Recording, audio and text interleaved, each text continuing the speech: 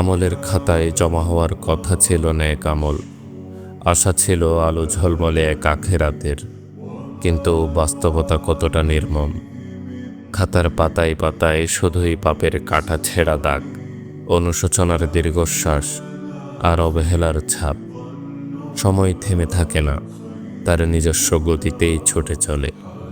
তবুও নফস যেন সেই এক জায়গায় জমে থাকা এক অবাধ্য নদী, যে পরিবর্তনের পথে চলতে চায় না, বরং বয়ে চলে নিজের খেয়াল খুশি মতো।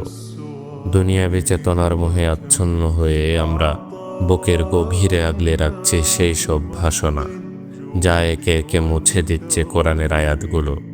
যে আয়াতগুলো একদিন আমাদের হৃদয়ে নাড়া দিত, যে আয়াতগুলোর প্রতিটি শব্দ ছিল রবের পবিত্রতার সাক্ষ্য। আজ আমরা কেবল দূরে সরে যাচ্ছি, সহজ সরল স্নিগ্ধ জীবনের সেই শান্ত ছায়া থেকে, যেখানে এক সময় ছিল ইখলাস, ছিল কান্না ভেজা দোয়া, ছিল হৃদয়ের গভীর থেকে রবকে ডাকার সেই অশ্রুসিক্ত মুহূর্ত। এ হৃদয় আজ গভীরভাবে শোকাহত। তার কারণ দেহে প্রাণ নেই তাই বলে নয়, প্রাণ আছে, কর্মব্যস্ততা, হাসি খেলা সব কিছুই আছে, কিন্তু সেই প্রাণে নেই দিনের আলো, নেই রবের ভয়, নেই নেক আমলের তৃষ্ণা।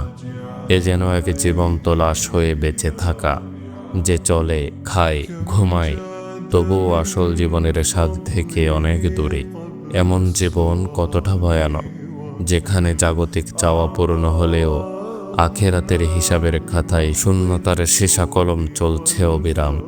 পেছনে তাকালে সময় নেই, সামনে তাকালে গন্তব্য অনিশ্চিত। তবুও দয়ার দরজা এখনো বন্ধ হয়নি, ফেরার সুযোগ এখনো আছে। আজও যদি চোখের এক ফোঁটা অশ্রু ঝরে, আজও যদি অন্তর থেকে একটি তাওবা বেরিয়ে আসে, রহমতের দরজা খুলে যেতে পারে। যেমনটি প্রতিশ্রুতি দিয়েছেন তিনি, যিনি আমাদের চেয়েও বেশি আমাদের আপন, আর রহমান, আর রহিম। তিনি এখনও ডাকছেন, ফিরে এসো হে বান্দা, তোমার জন্য আমার রহমতই যথেষ্ট। ফিরে এসো, আমার রহমত তোমার জন্যই অপেক্ষা করে আছে। كم جاد من فضله قبل السؤال وكم أعطى